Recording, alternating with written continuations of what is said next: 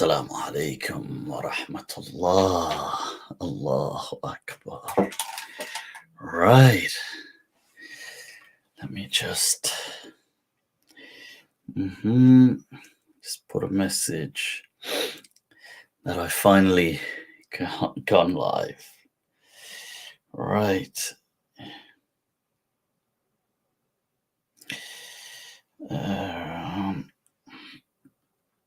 All right.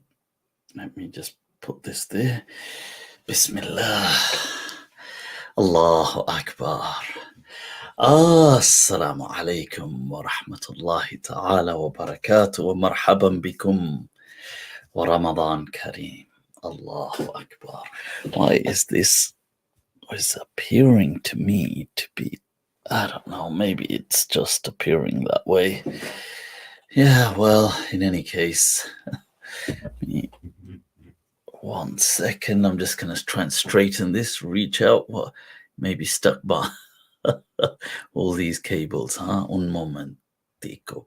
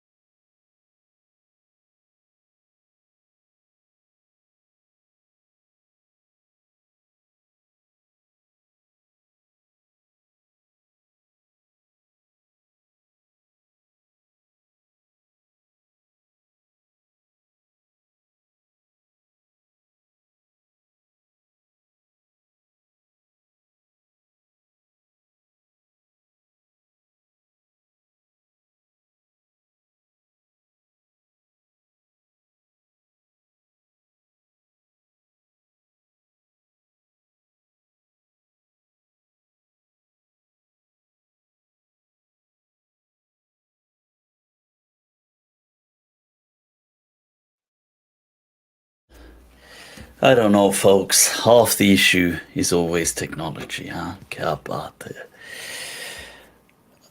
All right, so, wow. How are you guys, man? It's been quite a while. I thought, you know what? Let's say salam. See some of you guys. It is Ramadan.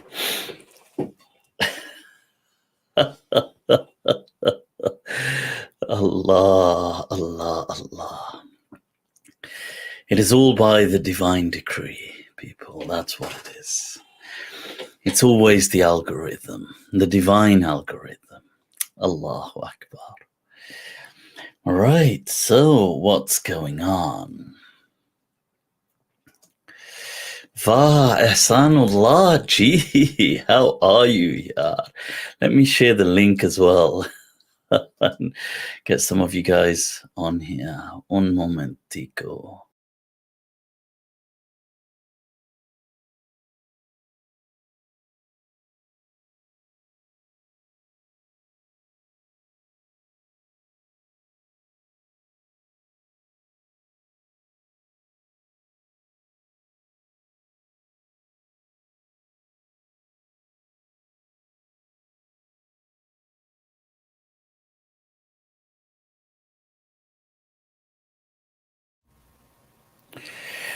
Right, I didn't even ask that you can all hear me and see me fine. I take it. That goes without say. Va. All right, who do we have? Ehsanullah, Daniel. All right. Mi compa. ¿Qué tal? We've got Claire Jones. Allah, Allah Rahim. Marhaban bikum jami'an. All of you.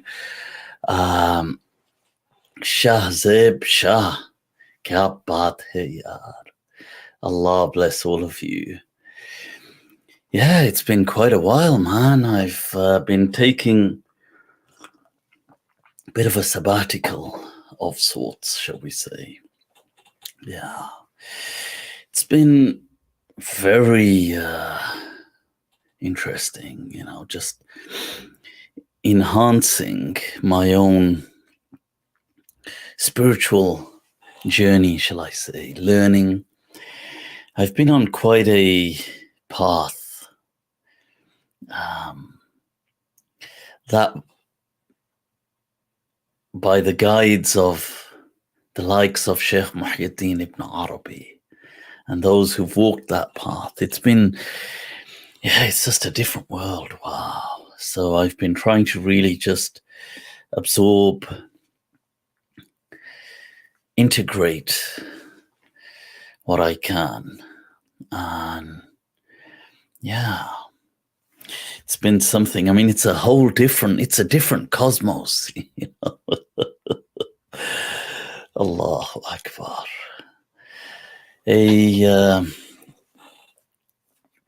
A necessary one, I think, at a certain stage in life. We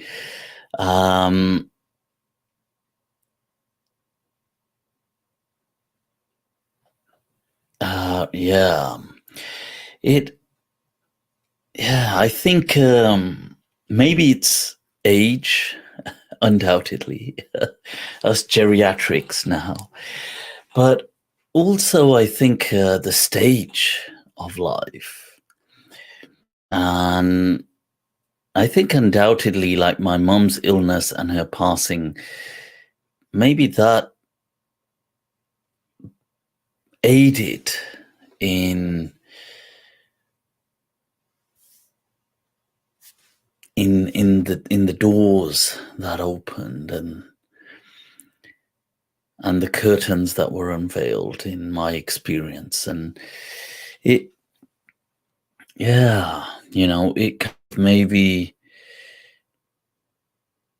redefined or made more accessible this path.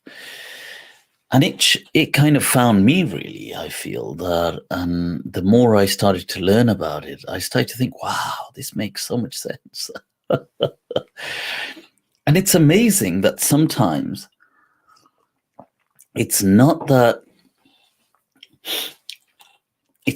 there's more information. So it's like the data may be the same, but maybe you're not right for it to kind of lock in. So both it must meet a fertile consciousness that is ready for that experience, not just, and I don't want to say just information, because it's more than, it's experiential. It's about living, tasting the phenomenon. So I feel for that one has to be at a certain stage of development. Piaget, how he has his whole kind of development. So that they have that how children develop, and they have a sensory motor level, and then they have this kind of he takes it through to the concrete, and then the operational and pre-operational, and then formal operational stage, where what he's saying is that children, they go from just learning things by very through a sensorial pathway, just touching and feeling and appropriating, and then they go and then what happens is there is a qualitative development. So this was Piaget, the whole Piagetian method that is then used in education now. So you see, prior to just to digress a bit on that prior to Piaget's his explanations or his theories, people assumed that children were like mini adults. Well, I say people, but many, especially in this part of the world, let's say, the the wrongly avowed enlightened part, which is anything but that. But so people assumed that children were like adults, except they had less information. So an 8-year-old is a 12-year-old minus 4 years of information, or vice versa. A 12-year-old is an 8-year-old plus 4 years more of information. Now, this is actually incorrect and inaccurate. It's not quantitative. It is qualitative. That what happens is a whole new development takes place where the mind, it's not just information, the processing enhances.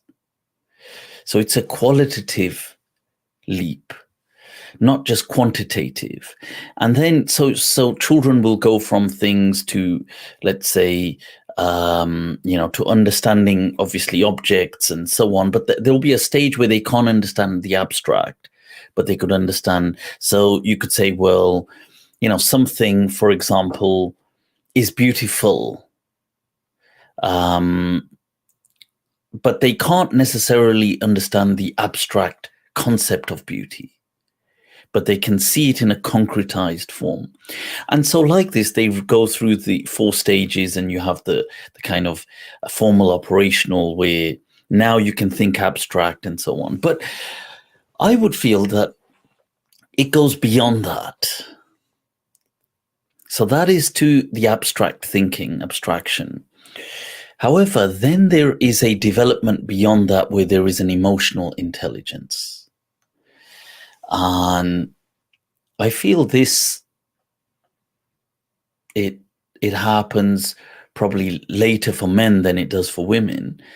And probably, men by their late 30s, there is a certain emotional intelligence that has now kind of, it's reached that stage. And these things may not be acquired by everybody in every stage, but this is the kind of journey, if you like, for those who do go the full way. I would also add then, beyond the emotional, so each one of these, you can imagine them like a puberty almost, that there is an emotional puberty that one goes through.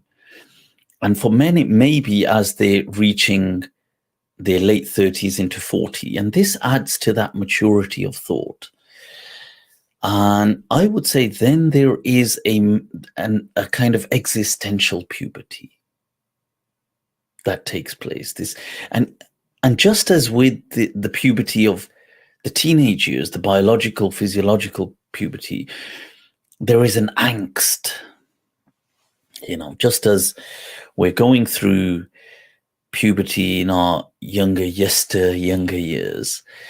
people, they have breakouts of spots and all this, mood swings and I don't know, whatever, hormones, angst and So this is accompanied in its own right with each stage, I would argue. So this is something I would add to that, to what the Piagetian model. And I would say that there is this emotional development, which not everybody acquires, but and that kind of grounds people and grounds men more so, because it develops much later, I feel, in men than it does in women. And then there is this existential, metaphysical puberty that not all go through. The kind of, it is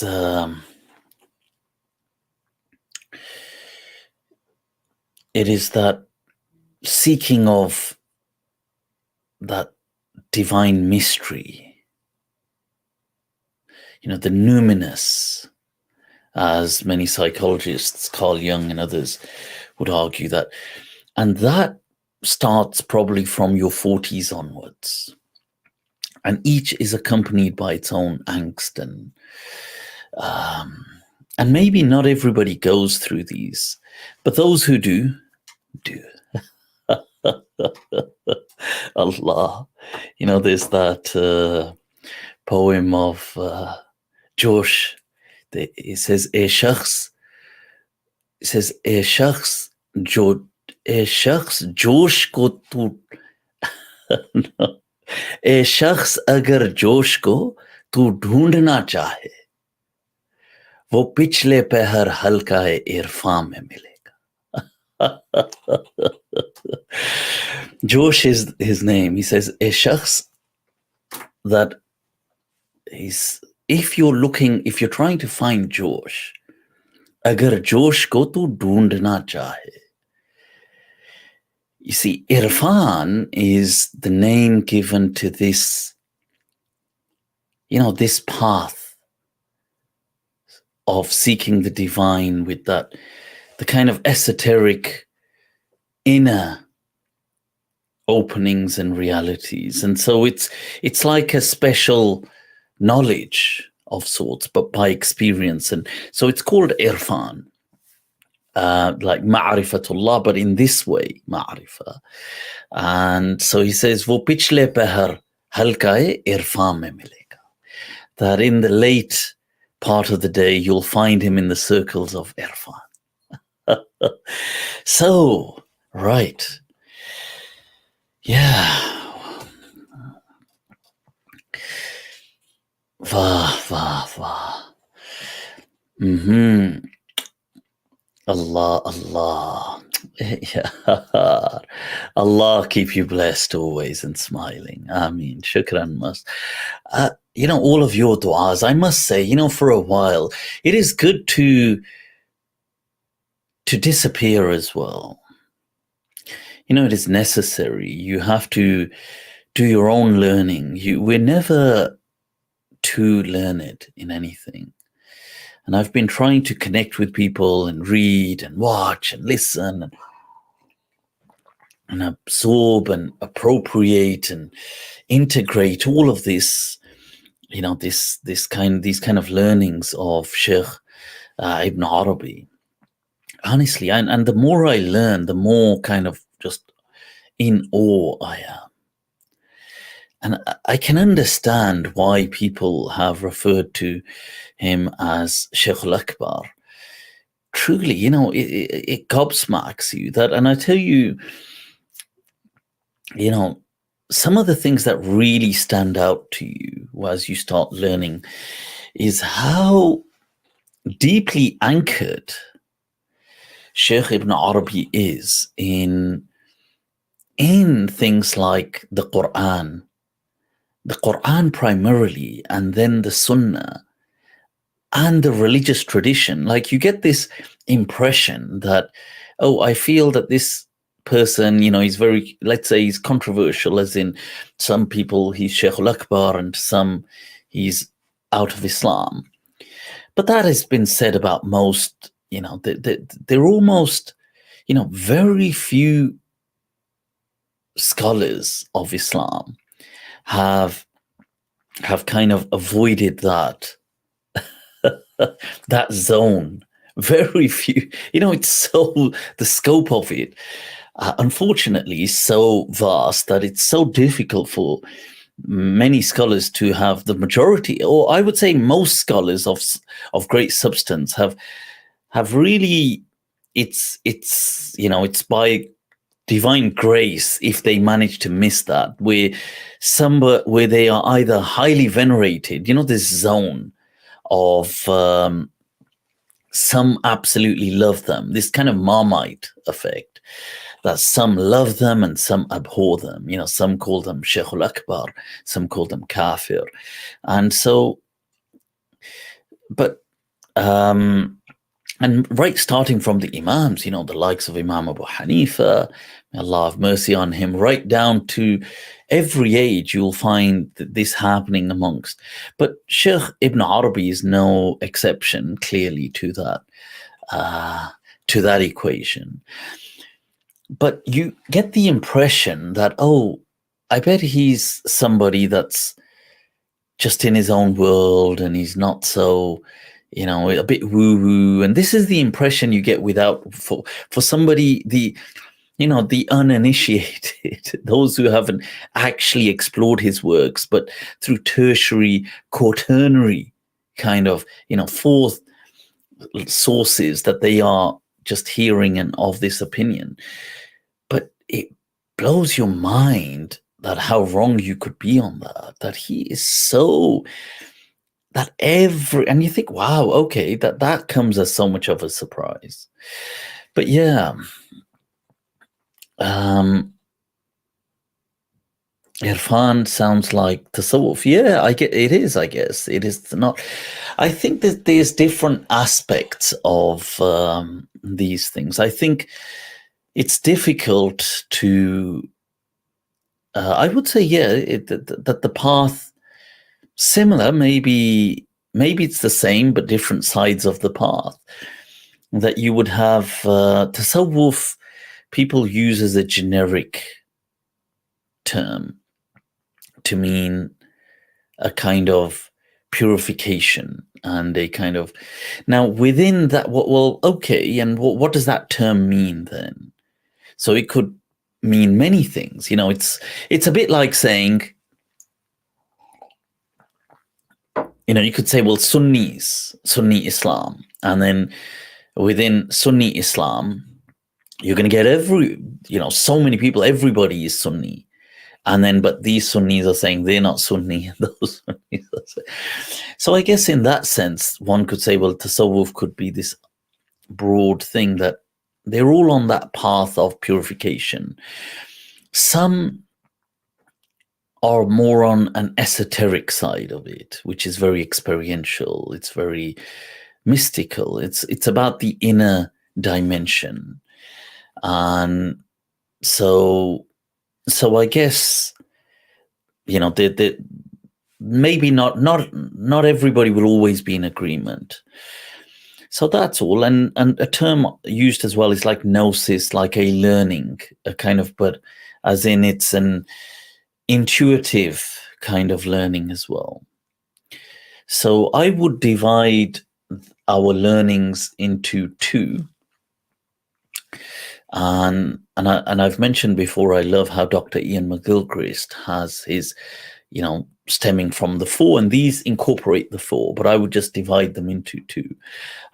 So the rational and the scientific, and he says intuition and imagination. And I would really just say that they could be put into two broad categories: the rational, because scientific is also rational. I mean, it's a part of that. Empirical, it's not. Rational is more than scientific, but I feel it would subsume that category. And then the imaginal. And the imaginal, which I'm using from the term, the alam al-mithal, the alam al-khayal, that the imaginal realm, it subsumes imagination and intuition. So the rational and the imaginal. But yeah, did I miss a...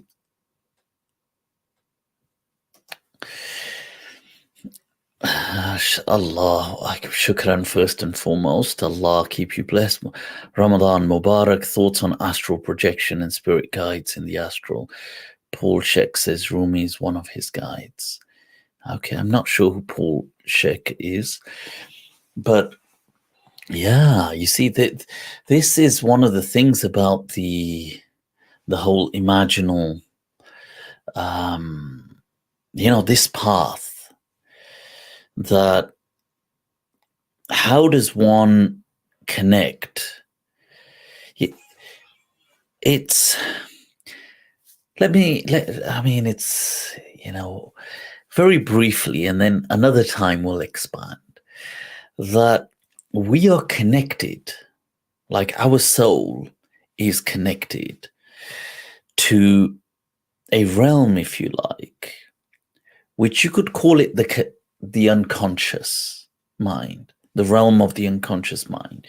You could call it alamul mithal, as many of these scholars call it, or alamul khayal as well, as Ibn Arabi also calls it that. And And that is a realm that it is the same realm that one experiences during sleep. But it is real.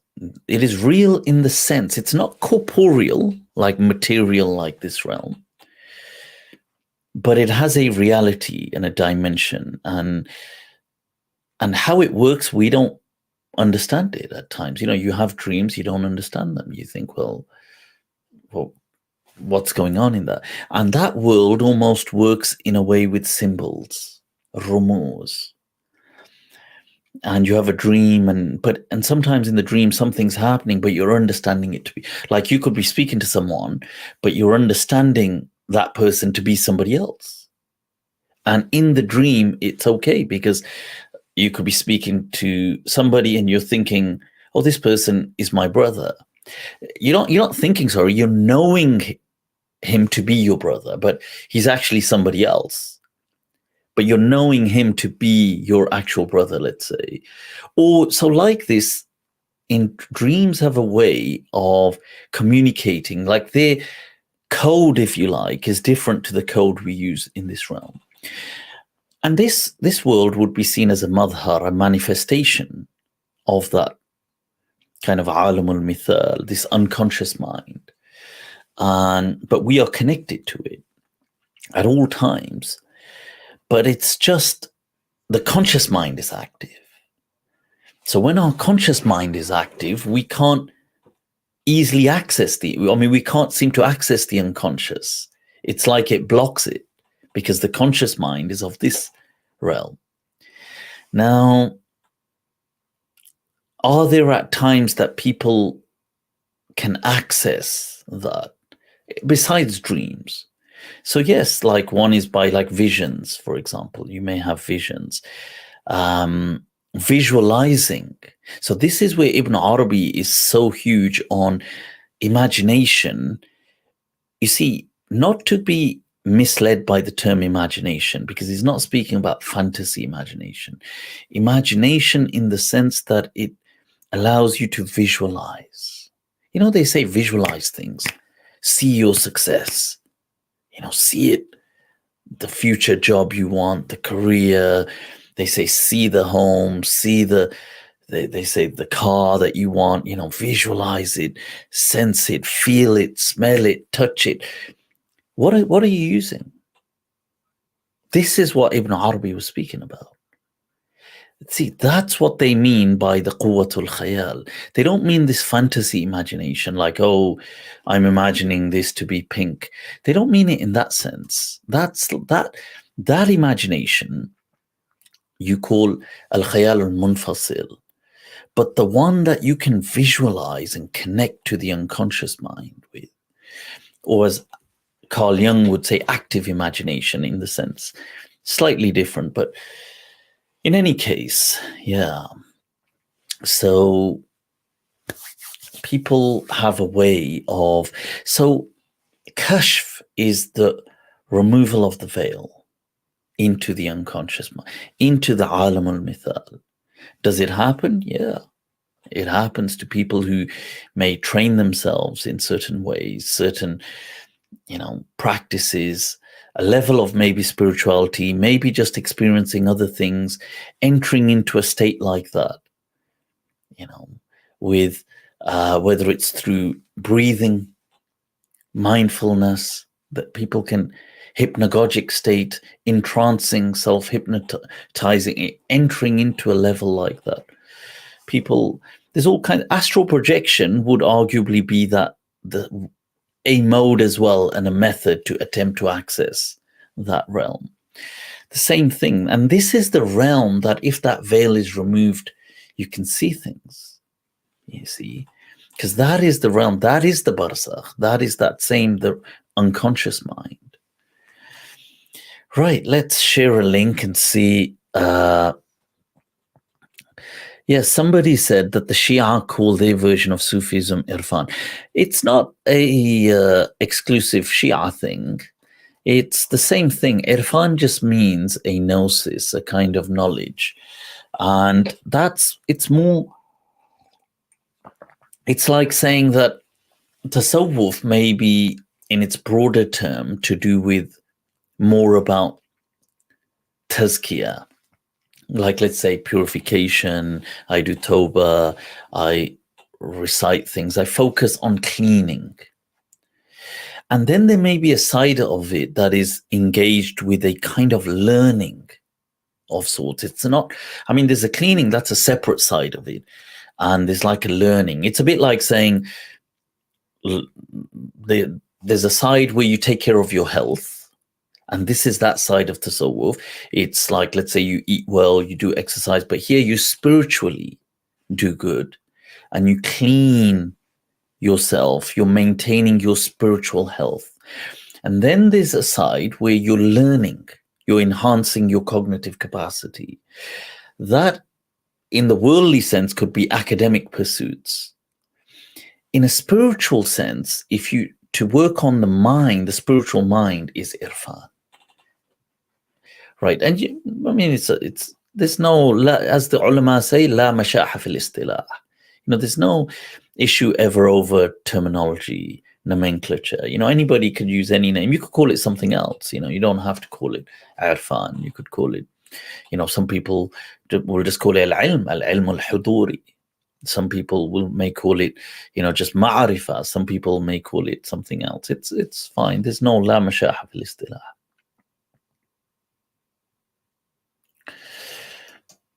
Assalamu alaikum. Who do we have here? Kareem Khalifa. Shukran. Allah keep you blessed. I won a lot of debates thanks to your video about Muhammad ibn Yusuf al-Farabri.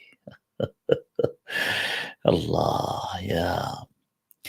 It's interesting. Well, yeah. There is a book out. I've asked some people, I will try to take a look at the book and maybe review it on some. It's by a friend of mine, a dear friend, Mufti Muntasir. Sorry, I just had a moment. Apologies, Sheikh, if in case he watches this. It wasn't a delay. It's very late and that's all. My mind is slow.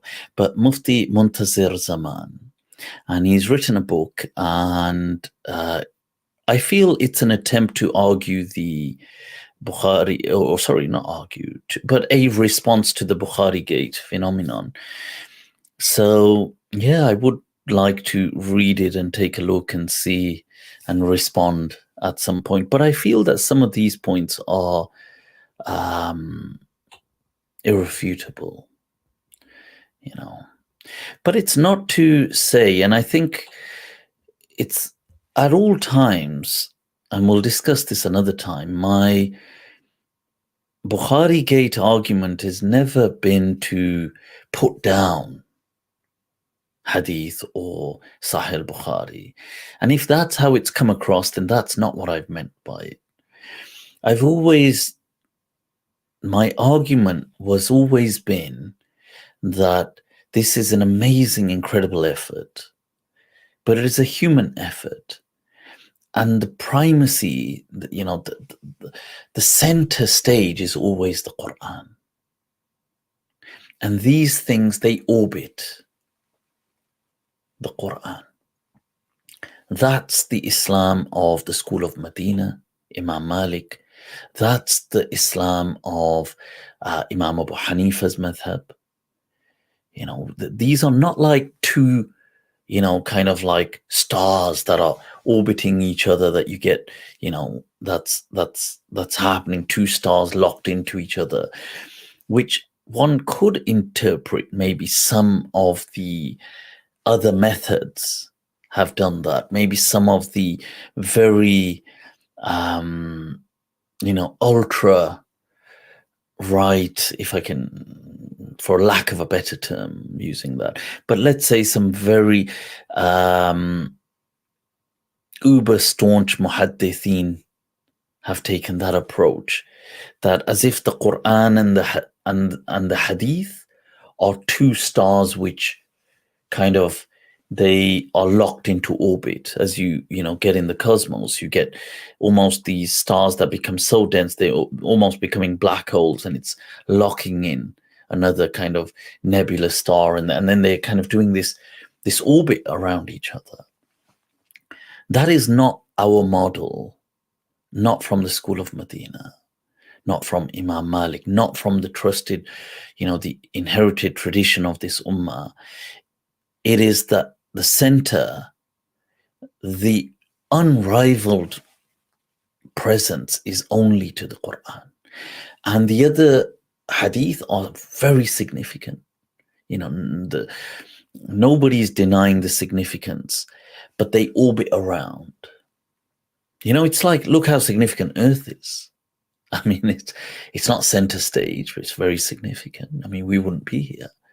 But the sun is just one for us. It's the Quran.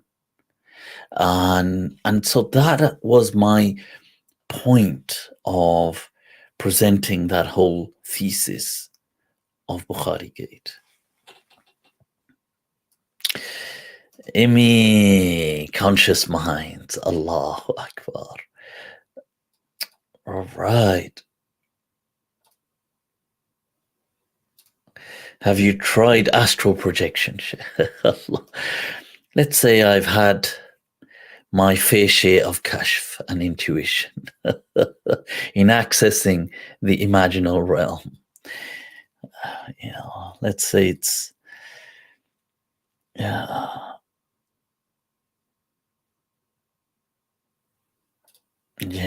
binary stars, Allahu Akbar.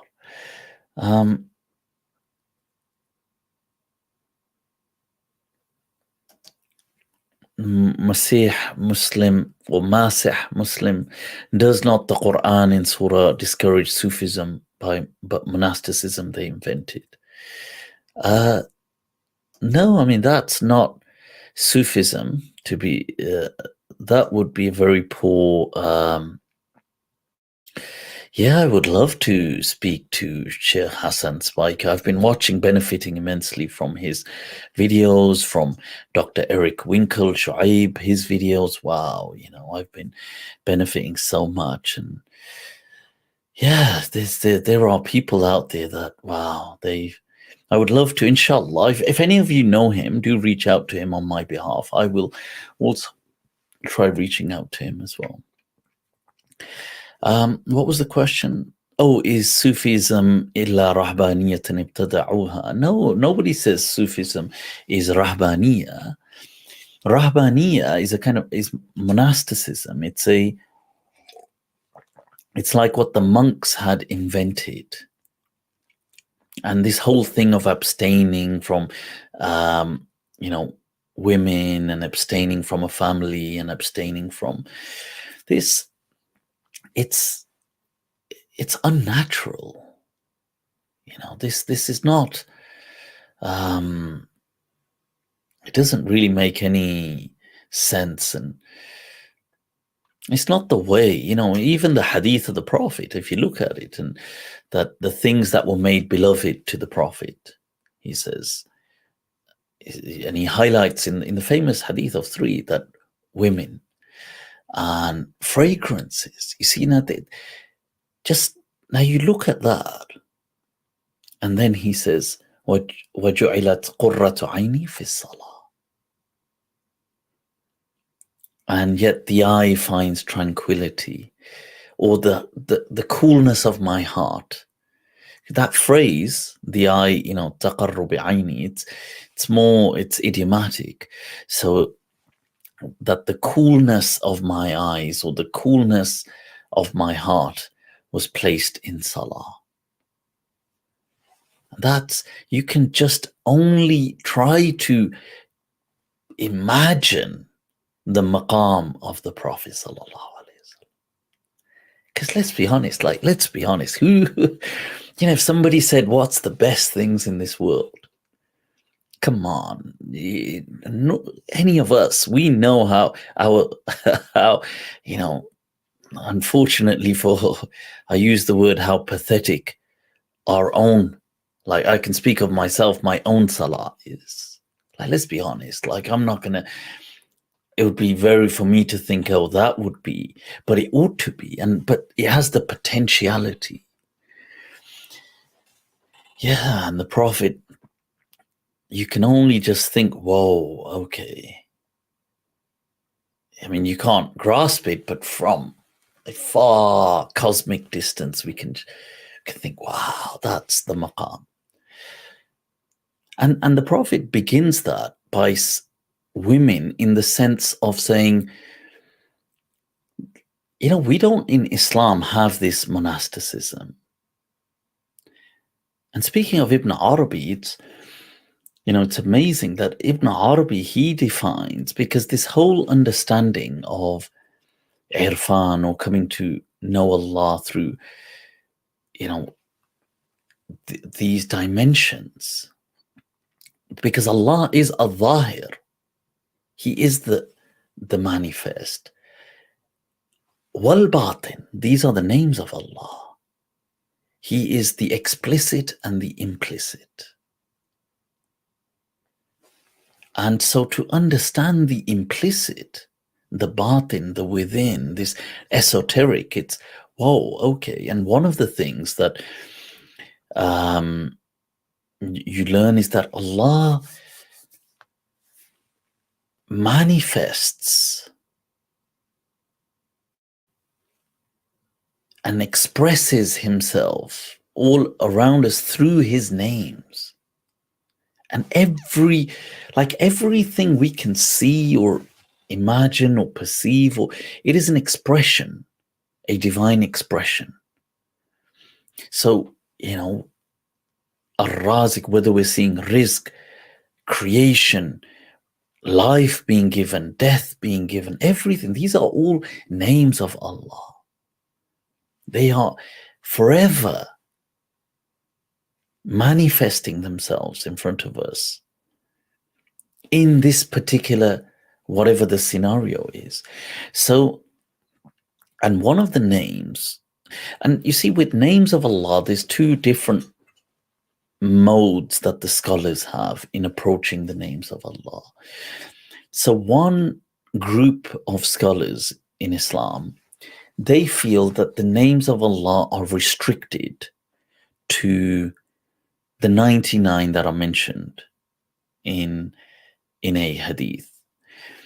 Now, the other camp of ulama feel that no, the 99 are like key names.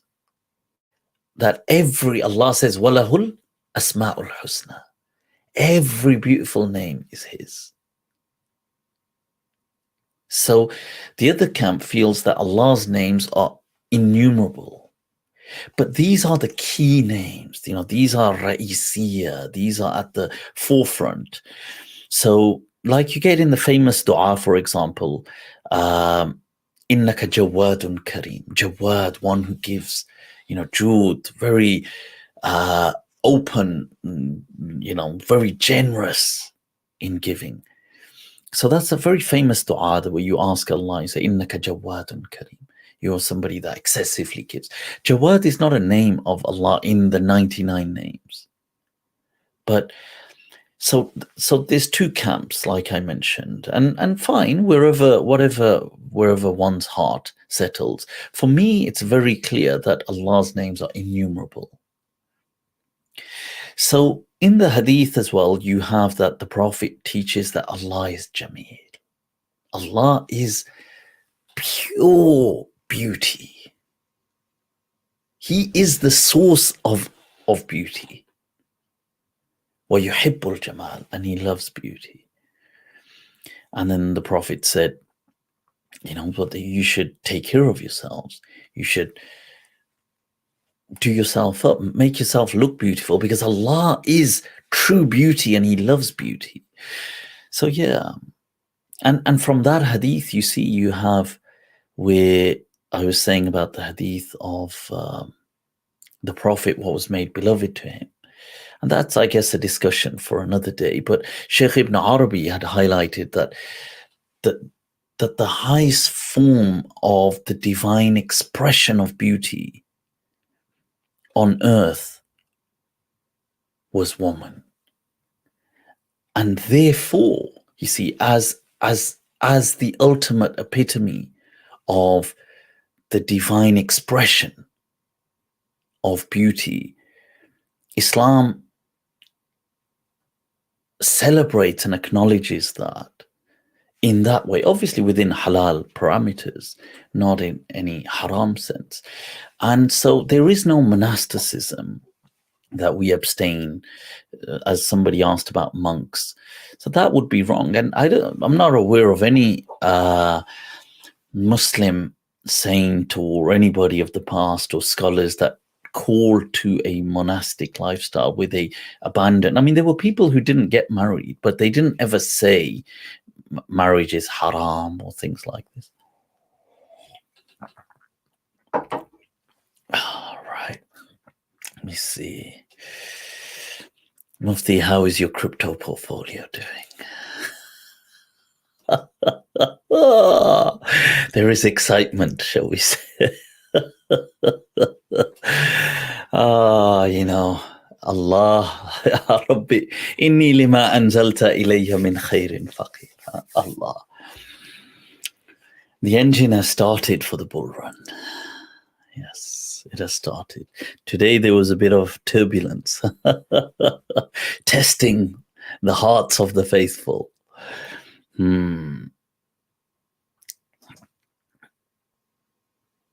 I saw you going down the Sufi path years ago. Maybe, sometimes and Allah bless you, that sometimes in even just a moment of a meeting with someone, maybe it is unveiled to us in a way that we see things that even they don't see about themselves manifest in that moment. But it's as if we are shown it.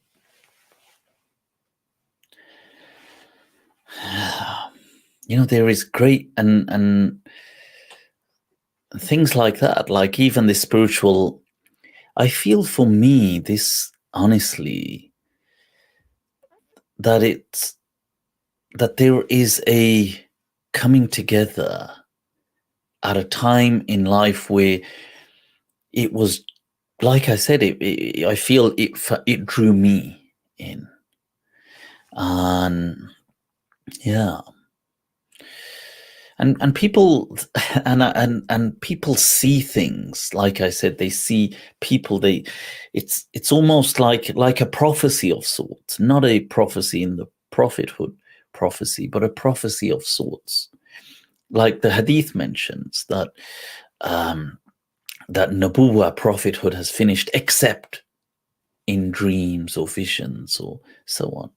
That's a Sahih hadith in Bukhari. So, and I'll answer that, on one of the days that I did watch a clip by Allama Ghamdi Saab, who I have always much love and respect for and deeply admire.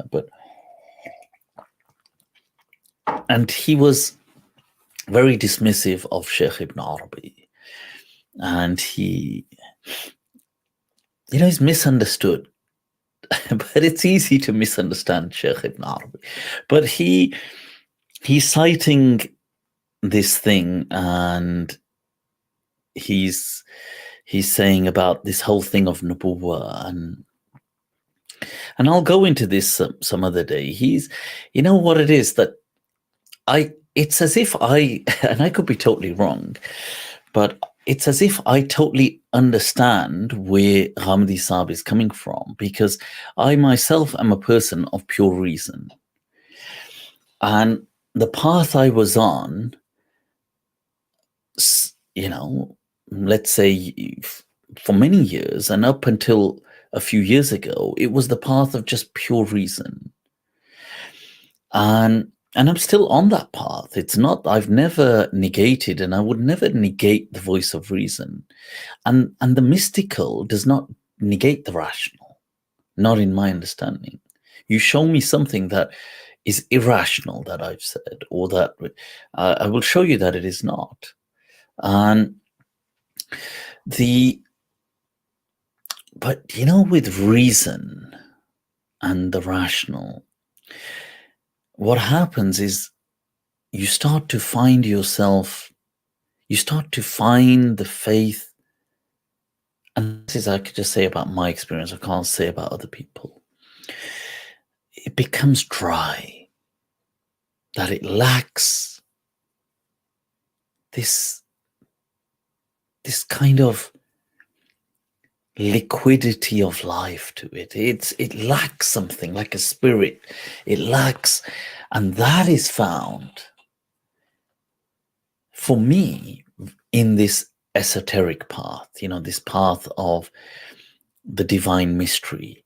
This adds, it brings to life the rational, the voice of reason. It brings everything. So to me, these things, so I can, when I see people making those arguments, I know exactly where they're coming from. But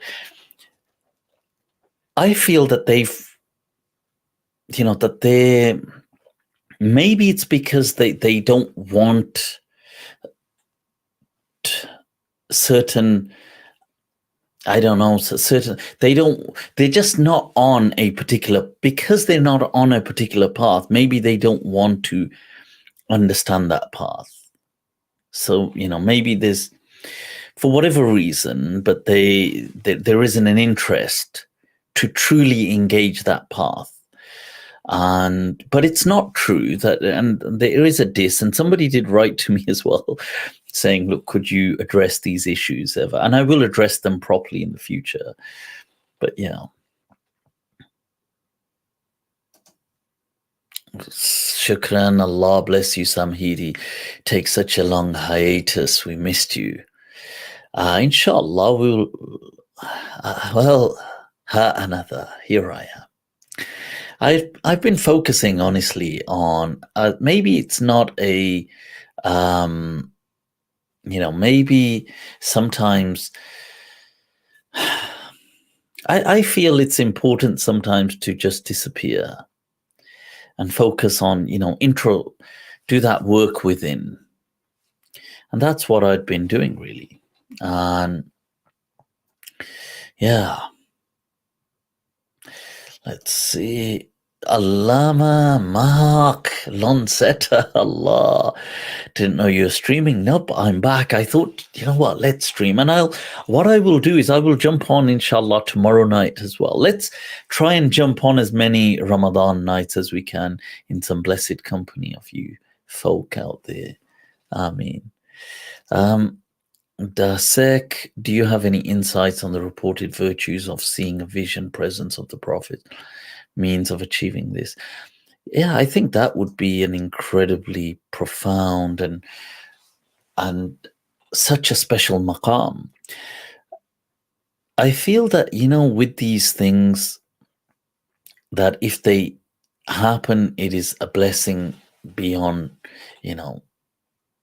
that immeasurable. But one should not, one should not measure their success or lack thereof with these visions. Or if you have it, you have it. If you don't feel that, oh, if I've never dreamt of the Prophet, then what kind of a Muslim am I? No, that's not how Islam works. But if Allah bestows upon you such a vision, then it is amazing. I mean, that is beyond. But if not, don't let it stifle your journey.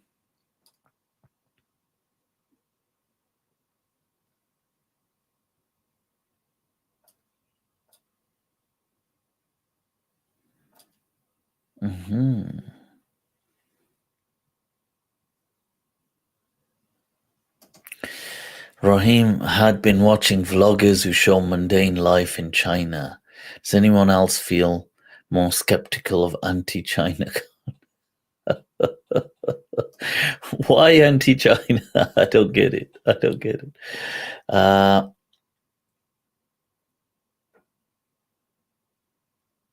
Right, so what is some of, I don't get, there's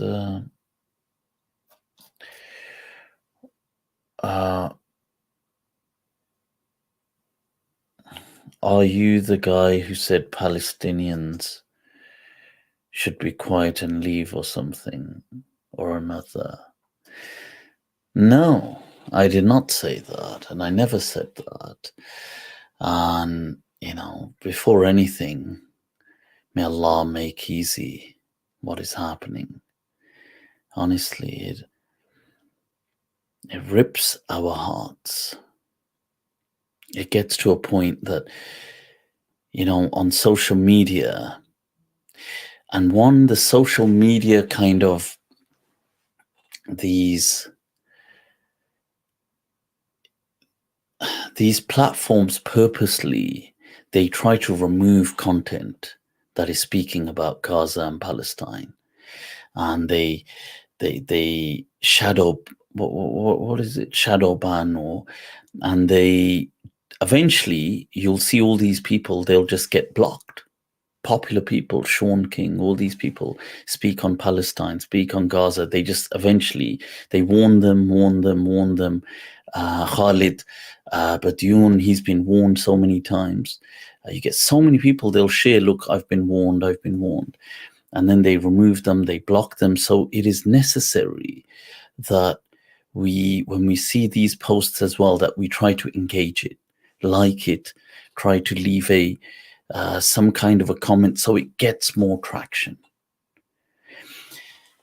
But Ya Allah, the images, Ya Salam, it is honestly so horrifying. The children, Ya Allah.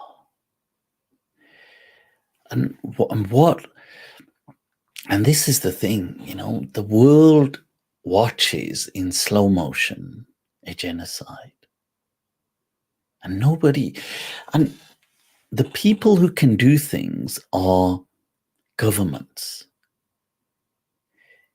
You, me, we can raise our little awareness, we can do our little protests, boycotting, we can make dua, we can donate. Some people might go over there, take aid. This is our locus of influence. Higher up, though, governments, countries, they can actually do something. You'll get some countries, South Africa, trying to take Israel to the International Court for Justice. You'll get some South American countries. They're not even Muslim. These countries are not even Muslim. I think Nicaragua tried to take Germany to the ICJ over what's happening in Palestine. See, we don't even know how involved these countries are. We don't even know. Like the US, they're not just supplying aid, that there's an understanding that they are carrying out so much of the bombing, or they are involved in the soldier, Aaron, what was his surname? Bushnell. He who set himself on fire. Such an act of protest, and it's because, and he says in the beginning, he's part of the Air Force. Like, he knew things that were going on, that the Air Force was involved in. So much is happening that people, we don't even, we have unfortunately, we have no way of even knowing what's going on. The reality, you remove these veils. And nobody is really doing, but people of true power, governments, Saudi Arabia, UAE, anything, you name country, they don't even need to be Muslim. At this stage, you just need to be a human being. That nobody. And how difficult would it be? Seriously, how difficult would this be for countries to just create a block? That, let's say you get 20 countries in there. How difficult would that be? You create a block where each country puts a certain amount of soldiers together, and they're just peacekeeping. They could wear white helmets or whatever, and they go there. They bring a presence to the sea. On the other neighboring sides, they bring that presence. You could get countries like China to partake in it, big countries as well. And remember, they're just peacekeeping, but to bring their presence, how difficult? Why has that not even happened? But this is it, Ya Allah.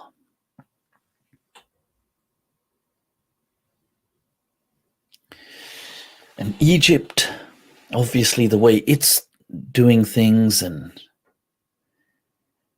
in decades to come, people will look back and think, how did the world let this just happen? Wallahi, there's one image, I can't even take it out of my and dual.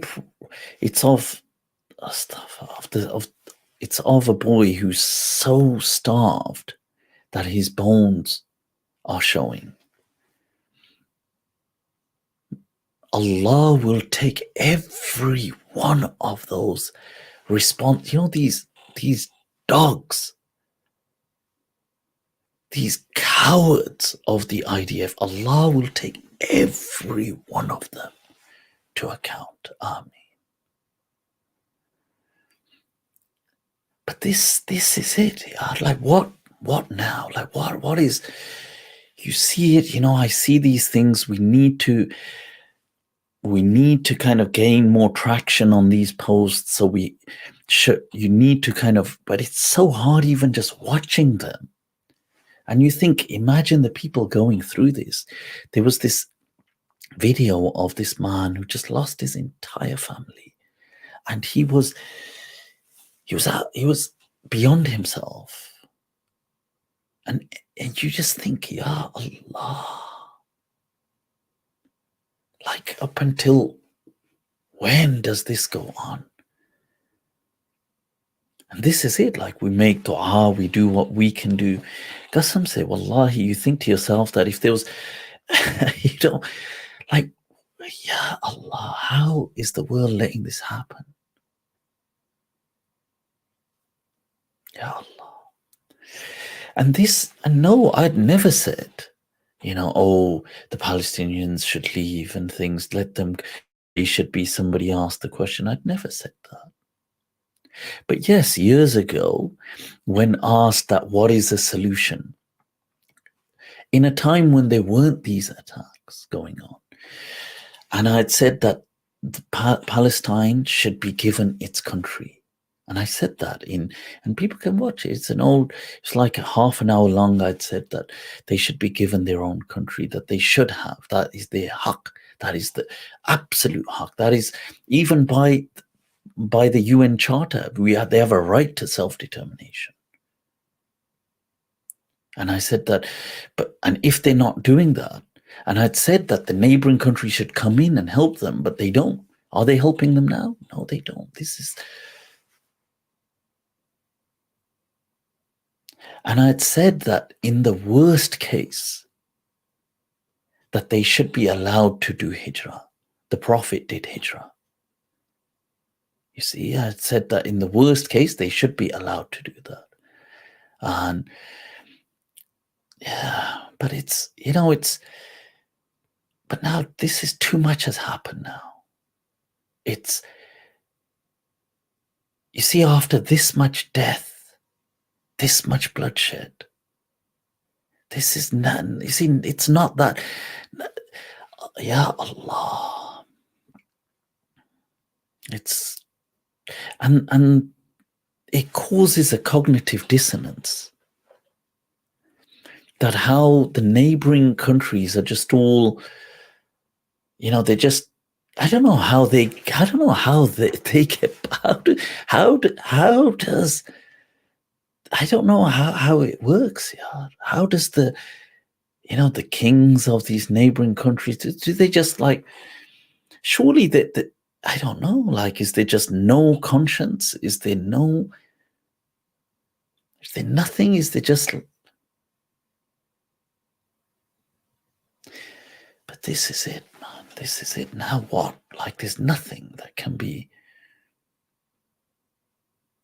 And just watching death after death after death. And these cowards, these wallahi Israeli terrorists, that they, it's so, Allah, they go on. Look, this is these people whose very, let's say, grandparents suffered a Holocaust, they go on to do that to somebody else. Ya Allah. They go to do that to somebody. Imagine your own grandparents had been through something. If anything, you'd think you would have more compassion. But this is that victim turned oppressor cycle that we see. This is what it is. They've become Nazis. They've become the very monsters they despised. They've become that. So,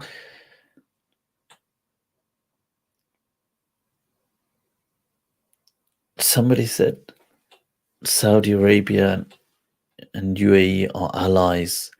Yeah, they are. So what's the answer? We don't have an answer. We don't have an answer. I don't know. See, the only people that can do things are going to be governments. That is it. And, certain countries have now raised, alhamdulillah. I mean, it's the cost is unjustifiable. But for the first time,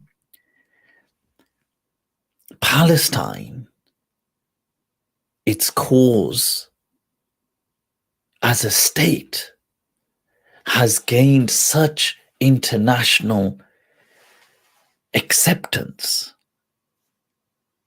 that is unprecedented. I mean, Spain has been very vocal on calling for Palestine to be recognized. South American countries have been very vocal. They've even cut off ties with Israel. I mean, Muslim countries are the most useless. I do think if Imran Khan was not locked up in prison, maybe he could have. Yemen have stood their ground. Allah bless them. Yemen have stood their ground. Allahu Akbar. And then the poor Yemenis, what they're going through now, bombardment and all of this, Allah protect them. I mean, they stood their ground, and they've, but this is it, but for the first time, the cause of Palestine has become a symbol for resistance. That free Palestine, that this has become a symbol of resistance for once. And it wasn't at all. And for now, it's become a global sign. But it's just the cost at which it's coming. Ya Allah. We in our way we can do what we do. We can make dua, we can boycott, protest, donate. And something, I made a little video and I repeat that message that, what these Zionists are doing, that one more act of defiance from all of us is we must, in the face of this tyranny, keep smiling. Don't let them rob that haqq from you, because that's what they want, you see. And the hadith says, Al-mu'min amruhu kulluhu khair.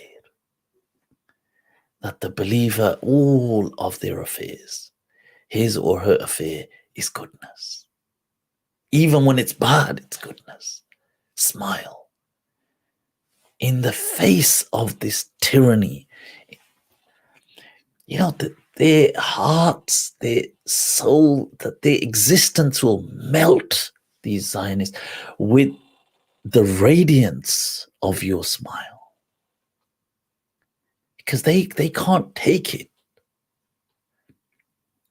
So continue to do that. That you have a haq, you have a right to keep that spirit alive. That smile in the face of this tyranny. That they cannot rob that from this ummah. Khair, we make dua, may Allah bless and protect and grant victory to the people of Palestine. Ameen. That wallahi, for they have suffered. They have suffered in unimaginable ways. Ameen. But I do, at the same time, I hope now, there is now a hope in our hearts that in our time we will perhaps see a free Palestine now. That this cry has now, it is reverberating in the international arena time and time again. So, Ameen, may we see a free Palestine. May we see it now, Ameen, and sooner than later, Ameen. Right. It is, but I say that about the not to let them rob you of your spirit. These are the dark forces, and you must always beam, you must radiate, you must shine. Your iman must shine. They must think, yaar, ye kya log hai, yaar? What are these people? We're bombing some of them. We're killing some of them. We're, impoverishing some of them. We're doing this. Yaar, how are they still shining? But that is iman. Allahu Akbar. They cannot rob that shine, that smile from us. Ever. Ameen. Right. Ameen. And somebody said the ummah of Muhammad will never surrender. Never. Yeah. Right, people, what I'm going to do is wrap it up for tonight. Let's inshallah stream more in these blessed days and nights of this blessed month. Right, so I'll see you all inshallah soon. See you all tomorrow. Right, and I'll take a look at some of your questions then. Right, people, take very good care of yourselves. Make dua. Make dua for people suffering. Make dua for the people of Gaza and Palestine. Make dua for people everywhere, wherever the people of Yemen. Make dua for all. It costs us nothing to make dua. And it's a reflection of our inner state. Ameen. Right, people, take very good care of yourselves. Wassalamu alaikum wa khuda hafiz.